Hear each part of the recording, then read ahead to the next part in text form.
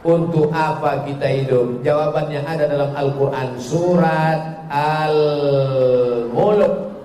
Surat Al-Mulk, juz 29, surat yang pertama. A'udzubillahi minasyaitonir rajim.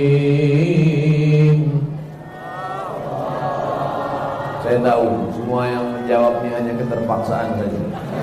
Bismillahirrahmanirrahim.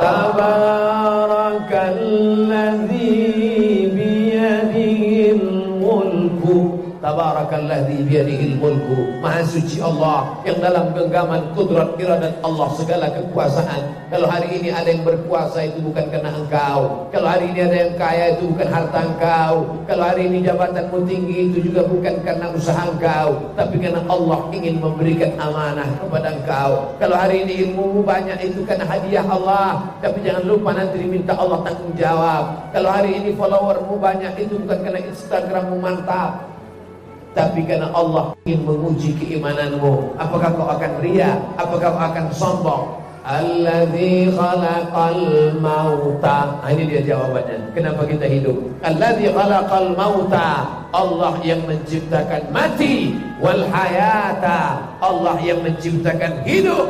Untuk apa Allah buat hidup? Ada mati, ada hidup. Sekarang jam 8.25 ada yang menangis di rumah sakit karena lahir. Rumah sakit klinik bersalin. Tapi di rumah sakit yang sama, di lantai atas, di kamar samping, saat ini juga jam 8.25 ada yang menangis karena melepas orang yang mati. Papa, kenapa meninggalkan mama sendiri? Ibu kenapa nangis? Warisannya sedikit kali. Saudara yang dimuliakan Allah Subhanahu wa taala. Tapi hari ini Abdul Somad masih hidup. Hari ini ibu-ibu masih hidup. Hari ini bapak-bapak masih hidup. Untuk apa kita hidup? Liyabluwakum ayyukum ahsanu amala. Satu tujuan hidup. Allah ingin menguji siapa yang paling baik, siapa yang paling hebat, siapa yang paling kuat. Amalnya. Ini kita di masjid ini tak ditengok siapa yang paling kaya, siapa yang paling banyak hartanya, tinggal siapa yang paling tinggi jabatan kekuasaannya, pensiun, siapa yang paling ganteng rupanya, paling mancung hidungnya, siapa yang paling mancung, itu yang paling dikejar cacing tanah. Karena hidung ini akan membusuk menjadi brownies. Siapa yang paling mancung, siapa yang paling ganteng, itu nanti yang dikejar cacing tanah. Apa kata cacing-cacing begitu nengok dia mati? Brownies. Maka bersyukurlah yang pesek-pesek. Alhamdulillah. Banyak juga yang syukur. Saudara yang dimuliakan Allah Subhanahu wa taala. Oleh sebab itu maka selagi hayat di kandung badan, selama ruh ada bersemayam dalam jasad, maka kita tak pernah berhenti beramal. Fa idza farata fansab. Kalau kau selesai dari satu amal, pindah ke amal lain. Ustaz Abdul Somad memangnya beramal.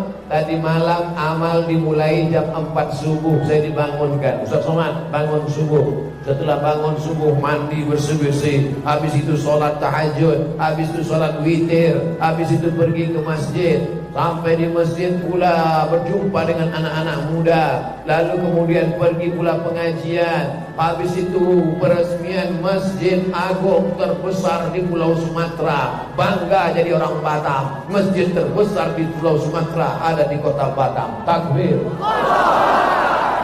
Ini cuma takbir aja. Ya siapa yang sholat berjamaah di situ nanti? Lalu kemudian setelah itu pula sholat Jumat, khutbah Jumat. Habis itu pulang bersilaturahim dengan sahabat-sahabat. Malam ini pula dipertemukan lagi. Saya pikir ini sudah habis tenaga, ini sudah habis suara ini. Jangan-jangan malam ini nanti tak sanggup lagi ceramah. Rupanya menengok jamaah ramai, semuanya mendoakan, bangkit semangat lagi. Takbir. Nanti pas sudah pulang baru loyo. Makanya harus sering-sering berjumpa orang pangang. Bangkit semangat, bangkit jihad. bangkit hati, bangkit jantung, bangkit nafas. Jangan mau sendirian, letoy, loyo, lunglai, lesu, bawaan mau mati, datang setan, amcu, mati. Nauzubillah. Lalu kemudian nanti pulang dari sini, apalagi yang mau dikerjakan, harus ada amal, jangan pernah kosong. Karena begitu kosong, disitulah setan akan masuk. Makanya anak-anak muda mesti ada terus program. Subuh tadi Masya Allah, datang anak muda dari KNPI, datang anak muda dari Pemuda Pancasila, datang anak-anak muda dari komunitas biker subuhan, datang pula macam-macam komunitas datang. Tapi ingat, begitu hari berganti, musim berubah, iman turun, setan naik. Malam ini setan turun, iman naik. Keluar dari masjid, iman turun, setan naik. Apalagi kita di tepi pantai, banyak tempat jalan-jalan, banyak tempat-tempat gelap, banyak taman-taman. Berkawanlah dengan kawan yang menambah amal. Kalau kawan ini kira-kira merusak amal, jangan. Kenapa kau tak mau lagi berkawan dengan saya? Karena aku tengok mukamu merusak amal saja. Ditulis di keningnya, perusak amal. PA, perusak amal. Saudara yang dimuliakan Allah Subhanahu wa taala, alhamdulillah malam ini kita beramal. Nikmat pertama, syukuri nikmat hidup. Nikmat kedua, syukuri hati masih istiqomah beramal. Amin. Tapi Bapak, Ibu, adik-adik, kawan-kawan, sahabat-sahabat, ada sebagian orang menganggap yang namanya amal ini sholat, yang namanya amal ini baca Quran, yang namanya amal ini berzikir, yang namanya amal ini puasa sunat, yang namanya amal ini sholat. Bukan, itu adalah ibadah. Nanti kita bahas nomor 2. Yang dimaksud dengan amal adalah semua aktivitas pekerjaan di kantor, rumah makan, di tepi jalan, yang semuanya karena Allah, maka dia akan bernilai amal soleh. Semuanya kita ini rugi. Innal insana lafi khusri. Ibu-ibu rugi, adik-adik rugi, bapak-bapak rugi. Illal ladzina amanu wa amilus sholihat. Amal soleh. Apakah ibu-ibu yang mengandung anak itu amal? Ibu-ibu masih ada? Ibu-ibu kemarin mengandung anak 9 bulan 10 hari, menyusukan anak 2 tahun, melahirkan anak meregang nyawa, 6 jahitan robek kulitnya. Apakah mengandung anak, melahirkan anak, menyusukan anak itu amal? Ngaku semua amal. Makanya nanti kalau ada ibu hamil, datang tetangganya, kau ini aku tengok sebentar hamil, amal. Dengan ikhlas karena Allah, maka amal. Makanya perempuan yang hamil kalau meninggal dunia, matinya mati syahid. Bapak kan istrinya kemarin meninggal. Iya Pak Ustaz. Kenapa Bapak enggak sedih? Dia sudah syahid Pak Ustaz. 3 lagi sudah siap. Saudara yang dimuliakan Allah Subhanahu wa taala, apakah bapak-bapak yang pagi keluar rumah habis sholat subuh membawa barang dagangan, ada yang jual es krim, ada yang jual sayur, ada yang jual jamu, ada yang jual baju, ada yang jual jilbab, apakah pekerjaan bapak mencari nafkah itu amal? Amal. Bismillahi tawakkaltu 'ala Allah, la haula wala quwata illa billah. Maka itu adalah amal. Seorang laki-laki pergi ke hutan, tapak tangannya kasar karena memegang kampak, menebang pokok kayu. Akhirnya kayu itu dijemur kering, dipotong lagi, diikat, dijual ke pasar. Tangan yang kasar itu dicium. Tangan yang kasar itulah yang akan bersalaman dengan Nabi Muhammad di surga Jannatul Firdaus. Adapun tangan yang halus karena berbuat dosa, tangan halus yang membakar hutan, tangan halus yang meluluh lantakkan orang, tangan halus yang hanya tanda tangan tapi memakan haram, tangan itulah yang pertama kali masuk dalam neraka Allah Subhanahu wa taala. Makanya saya kalau bersalaman dengan orang kasar tangannya, ya Allah, mungkin tangan kasar ini yang akan menarik aku nanti ke dalam surga Allah. Mungkin tangan kasar ini yang menarik dosa-dosa, menghapuskan. Kenapa? Karena ada keikhlasan dalam hatinya. Sebaliknya, yang pakaiannya bersih, yang tinggi jabatannya, yang disangka orang mulia di dunia dalam pandangan manusia, tapi dalam hatinya wa huwa aladul khisam. Dia adalah orang yang paling jahat, orang paling kotor, orang paling nista. Kita ini semua menutupi hati kita, menutupi kebohongan, menutupi kemunafikan dengan pakaian-pakaian ketakwaan.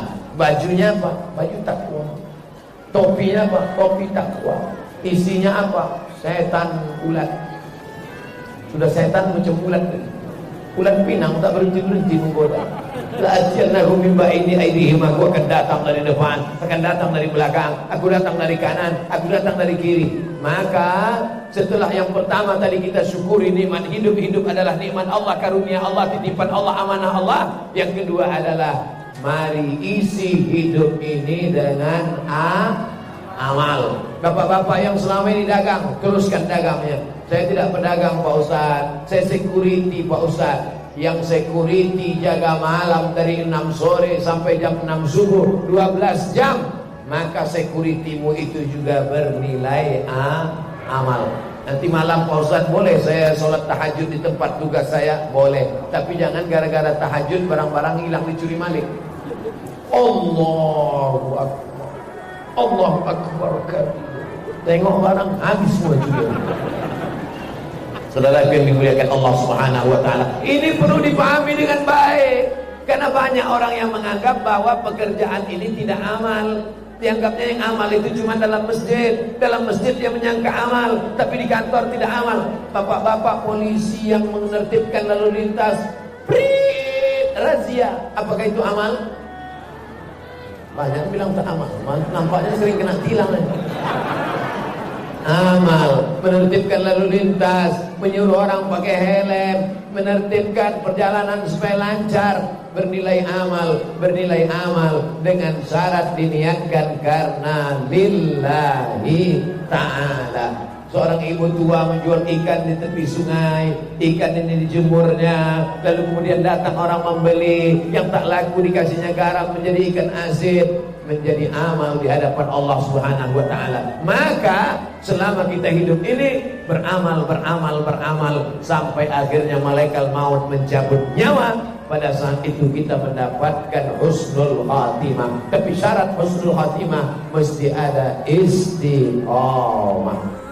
Assalamualaikum warahmatullahi wabarakatuh. Hai sahabat religiwan semuanya, semoga usia bertambah, istiqomah juga semakin bertambah, amal bertambah, maka bertambah pula persiapan kita untuk tetap menebar kebaikan. Assalamualaikum warahmatullahi wabarakatuh.